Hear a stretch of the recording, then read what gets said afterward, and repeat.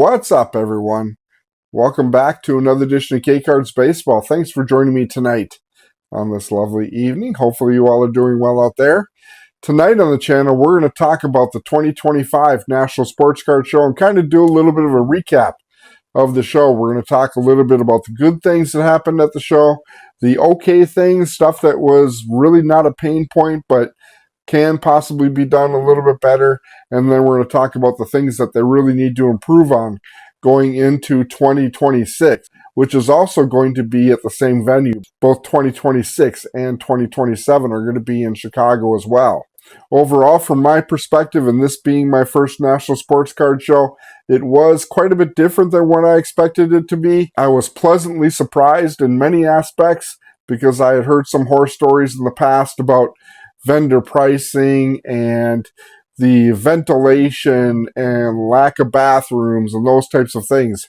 I didn't find any of those issues to be a problem at all. Overall, I felt the venue was absolutely terrific. It was pretty centrally located on the outskirts of Chicago and Rosemont. There were plenty of restaurants in the area to go eat at, and the access in and out was generally okay. The first day I got there a little bit late, and it took me about 45 minutes to actually get into the parking ramp to park. So that was a little bit of a pain point, but with the amount of volume of people that were there, I really didn't think much about it at the time. But we'll talk more about that in a little bit. I thought I would lead off tonight by talking about the bad stuff or things that they really need to improve on going into next year. I don't want to end the video on that type of thing. I'd rather just go ahead and get it all out of the way. The biggest problem I had is that it was pretty important to have one of those VIP or early entry passes. I don't know if you got early entry, if you had a 5-day pass, or it was just the VIP passes. But at the end of the day, I found out it was pretty critical to have those VIP passes. The reason why that was so important is that by the time the general public got access to the show at 10 o'clock, by that time, all the Topps national packs or baseball national packs were already gone. They were bought out by the dealers that were at the show, as well as most of the breakers. They're the ones that would bring actual cases of product to the Topps booth and generally pick up 12 packs at a time. So by the time the general population got into the show, those packs were already gone. The only way to actually get one of those packs at the show was to buy them or pay $75 at a dealer table for one of those national packs. So that was extremely disappointing. If you watch my day 2 video, I did an interview, I think it was with the owner of Blowout Cards, and he was actually pretty upset about it because he and many other vendors there were selling the redemption boxes or the boxes that were qualifying for getting one of those national packs, but none of those products were selling at all because the national packs were already gone. Typically, they were selling the Series 2 boxes for like $160 a piece. The Series 1 hobby boxes were selling for like $190. The Bowman boxes, I forget what they were selling for, somewhere around $275 in that area. So they weren't selling any of those boxes at all. There was no point in buying them if you weren't going to get one of the national packs. I mean, I wouldn't want to pay $160 for a Series 2 hobby box if I'm not going to get one of those national packs. So quite a few of the dealers were actually pretty upset about, and I can understand it from their perspective, but they weren't nearly as upset as the regular everyday collector. A person like me, for example, that was really looking forward to getting one of those national packs. So it was very disappointing that those packs were already gone before we even had a chance to get in the door. So I don't know what the solution is for that from Topps' perspective. I think it's going to be critical to limit the quantities that they give out to the dealers that are there and that they sell to the breakers and those types of things, because I don't think it's really fair to generally eliminate the chances of any one of the general public to buy one of those national packs and having to spend $75 at a dealer table to get one of them if you were really interested in getting one of the national packs. So I didn't buy one just on principle.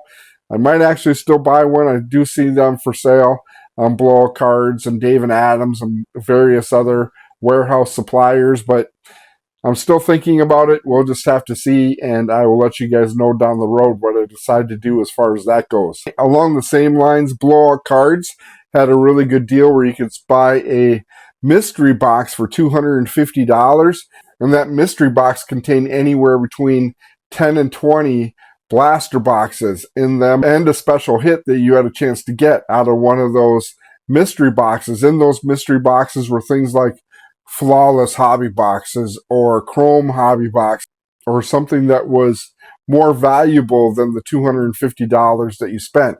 There was a $5,000 coupon for blowout cards in one of those mystery boxes. So that would have been really cool to pull one of those. But again, however, generally by the time that the general public got into the arena and into the card show, those blowout boxes were already gone. Again, they were snapped up by the dealers, and they were the ones that primarily benefited from picking up those blowout cards boxes. Hopefully that they do something different going into next year.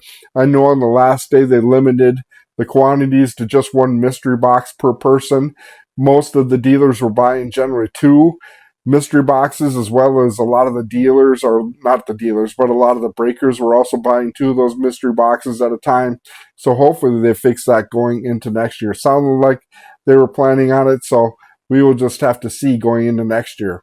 So the bottom line is that it was really worth spending the extra money to pick up one of those VIP passes where you got early entry into the card show so you can get access to some of those deals, particularly the national packs. That was kind of the big thing and the big disappointment that I had about the card show in particular. Along the same lines, on trade night, we had issues on trade night. What they typically did on the trade nights is that if you were interested in getting in right away to trade night, you had to stand in line at 1 o'clock in the afternoon at a table and get a separate wristband to get into trade night early. One night it was a red wristband and one night it was a purple wristband.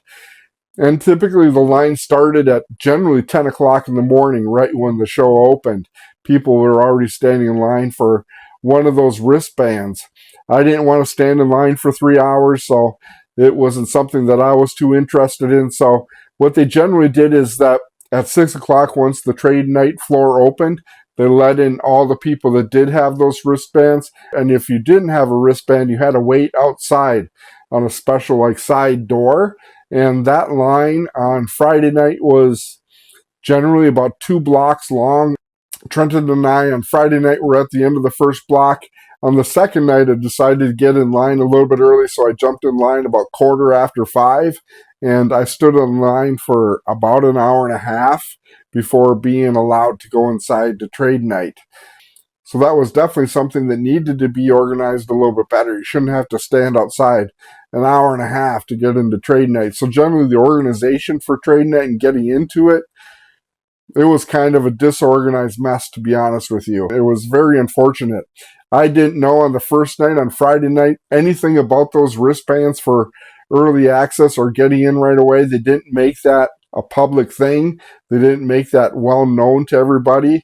They didn't make an announcement over a PA system that if you're interested in trade night, you need to have one of those special wristbands. It was something that we just found out when we went downstairs to get in line to get into trade night. So that was very disappointing. There had to be a way to let people know that a little bit sooner rather than having it be just something you found out on a whim or something you found out when the trade night actually opened. So that was pretty disappointing, and hopefully they fix that going into next year. Another thing that could have been organized a little bit better on the second level or the second story or the second level of the actual show, there was dealers upstairs on level 2, and there was probably 100 tables up there in this very large room. Most of the room was actually empty, so they actually had the dealers in a very confined space.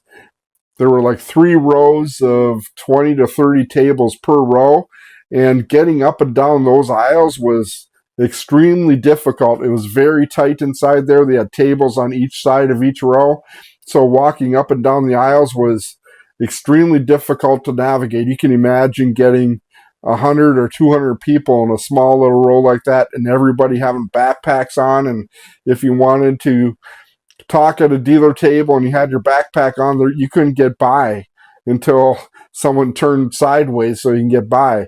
I don't know why they had this massive room and the actual dealer tables in such a small space. There was so much more room that they just could have expanded those aisles a little bit more and made it much easier to navigate up and down the aisle. So that was something that they really need to work on for next year. I mean, it was impossible to get up and down those aisles in that second level. And there were actually some pretty good dealers up there.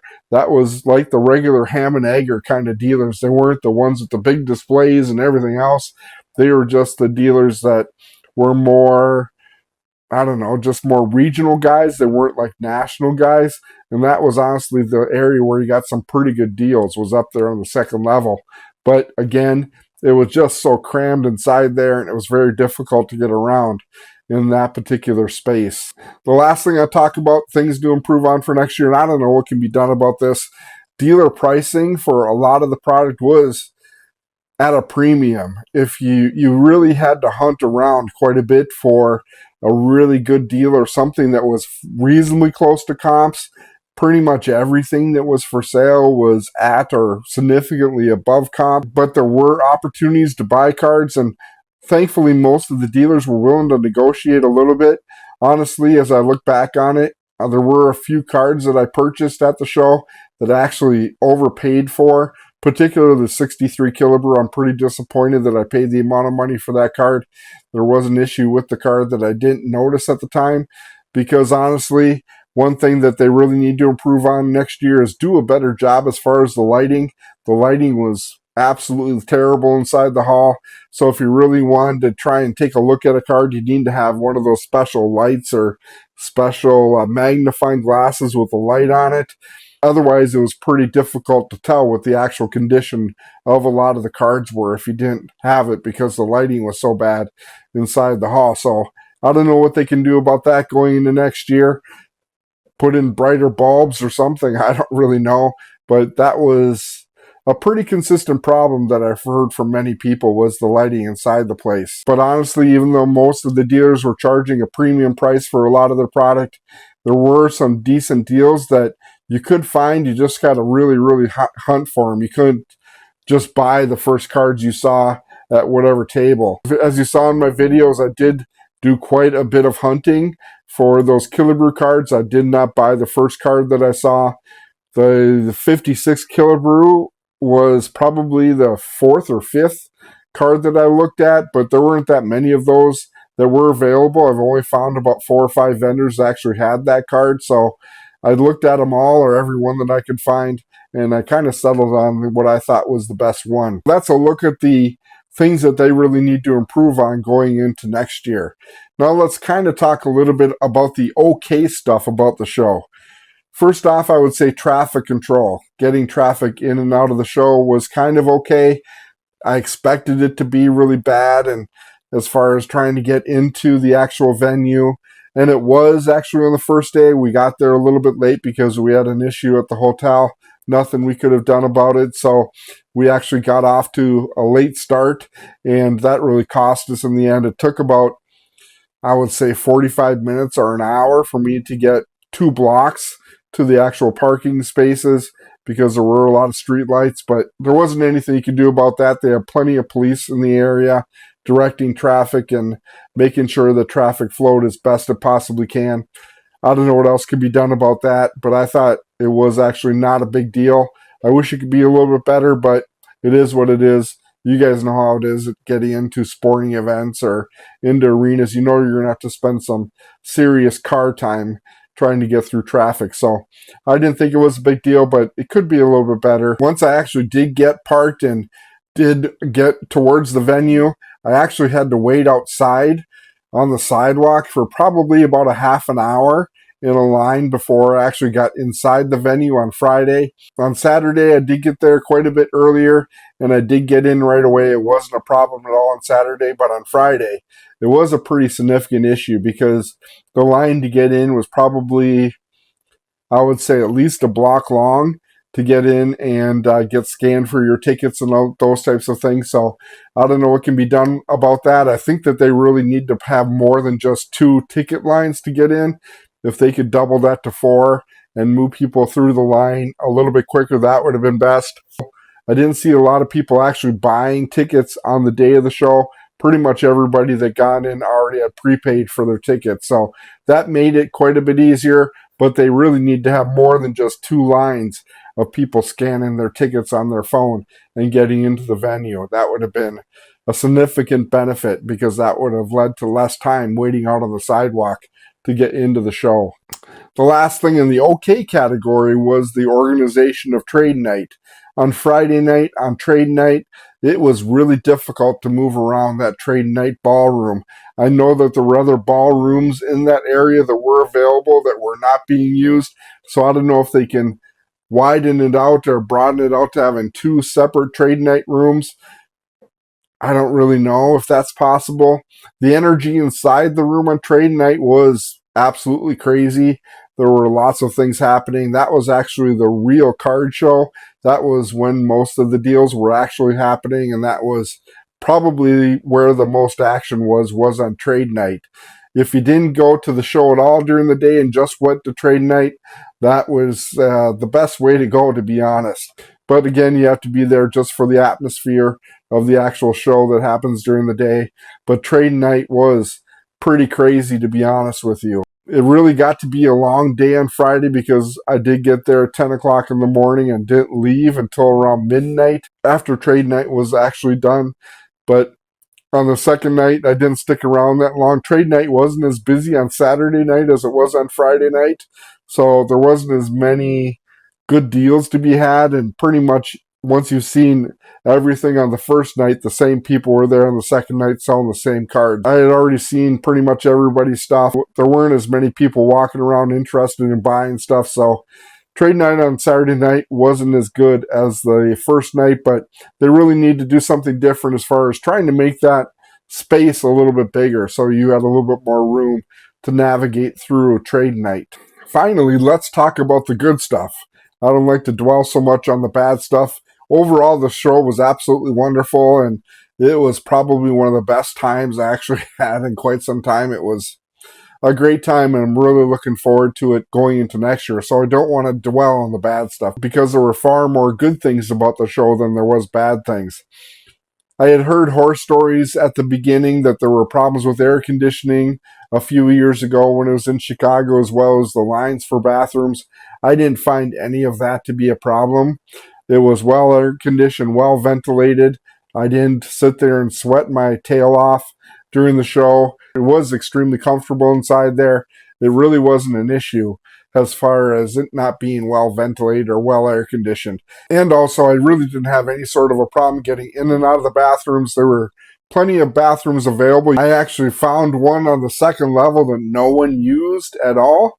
So that's typically where I went. I just snuck up the escalator and used one of the back bathrooms that were up there. It really wasn't a problem at all as far as the bathrooms go. As far as the main floor, I thought the main floor was very well organized. I never once really had a problem getting up and down the main floor aisles. They were pretty wide, so it was pretty easy to walk up and down them.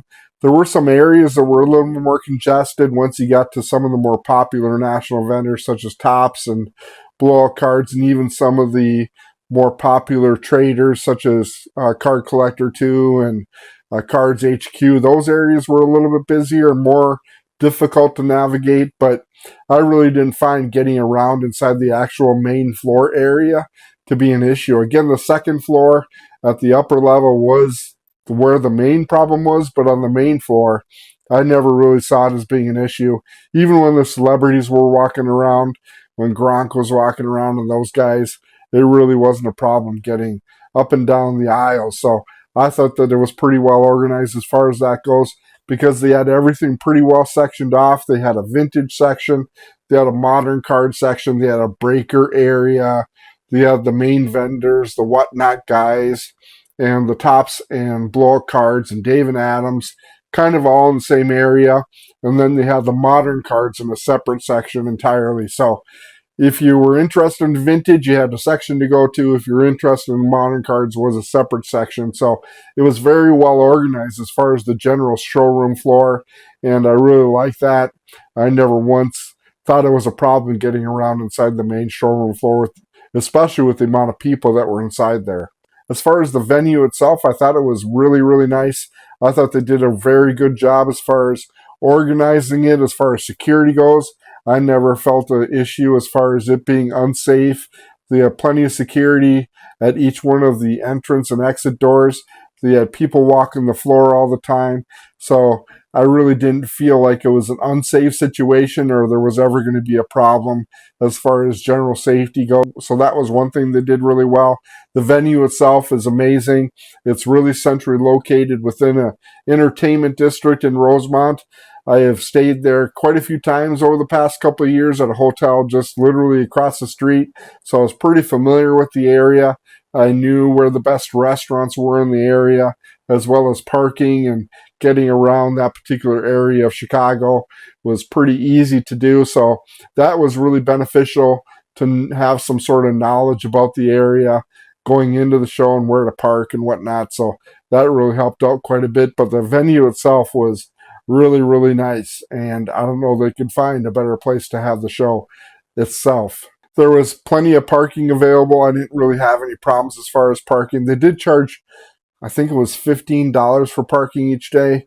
Again, I didn't think that that was outrageous. I had visions of paying $30 to $50 for parking. So the parking was literally across the street from the venue, and the in and out of the parking and getting through the parking ramp wasn't a problem at all. It wasn't a situation where you had to walk a half an hour to get into the actual venue. It was literally across the street, so that made it pretty easy as far as the actual show and access to the show itself. The last really big success that I thought is something I've talked about already a couple times on this video is Trade Night.